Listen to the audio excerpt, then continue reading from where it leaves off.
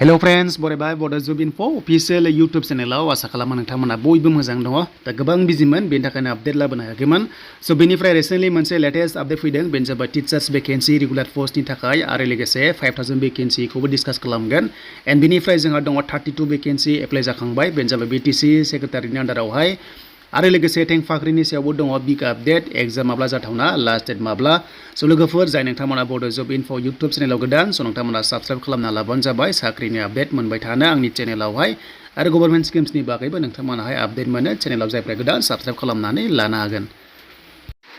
स' दायो लोगोफोर आं फैबाय अफिसियेल वेबसाइटआव एन्ड अफिसियेल वेबसाइटआव फैयोब्ला जेब्ला अफिसियेल नटिफिकेसन फैगोन गभर्नमेन्ट स्किम्सनि बागै बा जबनि बागै बेयावनो नोंथांमोना मोनगोन आरो लोगोसे सिगांबो बेयावनो मोन्दोंमोन BTC सेक्रेटारिनि आन्डाराव जाय नोंथांमोना 32 वेकेन्सि एप्लाइ खालामदोंमोन Gr.3 Gr.4 खौ लानानै स' बेयावनो नोंथांमोना एप्लाइ खालामदोंमोन एन्ड बेनि एग्जाम माब्ला जागोन गोबां कमेन्ट्स खालामगासिनो दङ दा बेखायनो बे भिडिअनि गेजेरजों आं नोंथांमोनाहाय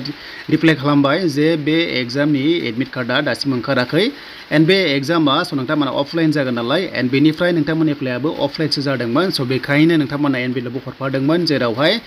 एन्ड बेनिफ्राय नोंथांमोना बिनिफ्राय मिथिखायो जे पस्टेलाव फैगोन नोंथांमोना पोस्ट अफिसाव एडमिट कार्डआ फैगोन जेब्ला एग्जाम डेटआ एनाउन्स खालामो स' बेखायनो नोंथांमोना पोस्ट अफिसाव खबर लानांगोन जेब्ला एग्जाम डेट ओंखारो आंबो नोंथांमोनजों शेयार खालामगोन नाथाय दासिमबो जेबो अफिसियेलि एग्जाम डेट ओंखाराखै जायनोखि नोंथांमोनाहाय एप्लाइ खालामदोंमोन Gr.3 आव आरो लोगोसे Gr.4 आवहाय स' अब्ला अक्ट'बर एबा नोंथांमोना सेप्तेम्बरनि लास्ट उइकआव जागोन बायदिखौ सानना लानो हायो Gr.3 Gr.4 हिसाबै नाथाय Gr.4 आवहाय एग्जाम जाया अनलि बाइबा टेस्टल' बेयाव खालामगोन होननानै बिथांमोना लिरदोंमोन स' बेनिफ्राय बाइबा टेस्टल' जागोन Gr.4 आवहाय Gr.3 आव एग्जाम एन्ड बेनिफ्राय पार्सनेल इन्टारभिउ जागोन होननानै बिथांमोनाहाय अफिसियेल नटिफिकेसनावहाय रोखा रोखा लिरदोंमोन नाथाय दासिमबो एग्जाम डेट ओंखाराखै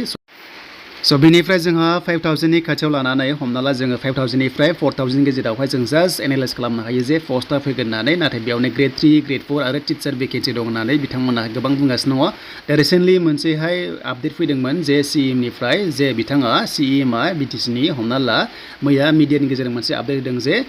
जोंहा 900 पस्टआ थागोन LP स्कुल आरो UP स्कुलनि टिचार वेकेन्सिनि थाखाय रेगुलार पस्टआव जायनोखि टेट क्वालिफाइड जाना दङ सिगांनि आरो गोदान स' बिथांमोननि थाखाय मोजां चान्सआ दं होनना बुंदों जेब्ला स' नोंथांमोना अफिसियेल नटिस मोनगोन अब्ला एप्लाइ खालामनो हागोन आरो बेनिफ्राय हायार सेकेन्डारि सेक्सनावबो फैनो हागौ होनना बुंदों आरो जेब्ला फैगोन नोंथांमोना आपडेटखौ मोनगोन नाथाय बेखौ बुंदों जे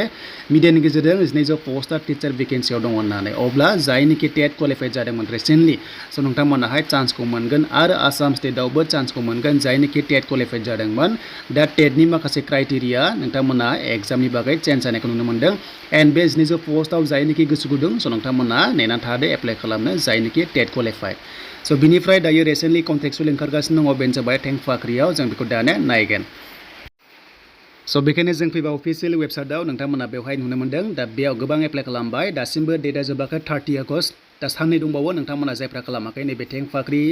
चेम्पियन्स प्रजेक्टआव 30 इयार्ससिम लादों आरो बिनि लास्ट डेटआ 30 आगस्टसिम थागोन आरो एग्जामा सेप्तेम्बराव जानायनि चान्सआ दंखायो आरो बे जाबाय मोनसे प्रजेक्ट BTC लेभेलाव नोंथांमोना एंगेज जानो हागोन 2 इयार्स हिसाबै आरो 15,000 सेलारि नोंथांमोनाहाय मोननो हागोन थ' जायफ्रा 30 इयार्स बारबाय नोंथांमोनाबो जास्ट एप्लाइ खालामनो हादों जुदि केन्डिडेट्सआ खम जादोंब्ला स' हमना ला बारायनायनि चान्सआ थागोन थ' बेनोमोन लोगोफोर आसा खालामो नोंथांमोना भिडिअखौ बुजिबाय जायनोखि नोंथांमोना चेनेलाव गोदान साबस्क्राइब खालामना लाबानो जाबाय दा जायखिजाया जायफ्रा सेलेक्ट जायो नोंथांमोना 24 मान्थ्स बेवहाय 24 मान्थ्स 2 इयार्स मावनो मोनगोन 420 वेकेन्सि BTC लेभेलाव साफा एंगेज जानानै थानो हागोन आरो सेलेरि जाबाय 15,000 पर मान्थ नोंथांमोनाहाय मोननो हागोन आरो नोंथांमोना गोबां एक्सपिरियेन्स जागोन जायफ्रानोखि नोंथांमोना फ्रेश केन्डिडेट्स दा लोगोफोर बेनोसोमोन दिनैनि बिग आपडेटआ एन्ड स्टेप बाय स्टेप नोंथांमोना नेक्स्टआव भिडिअ मोनगोन BTC जबनि बागै आरो लोगोसे माखासे आपकामिं वेकेन्सिनि बागै स' नोंथांमोना बिग आपडेटखौ मोननो हागोन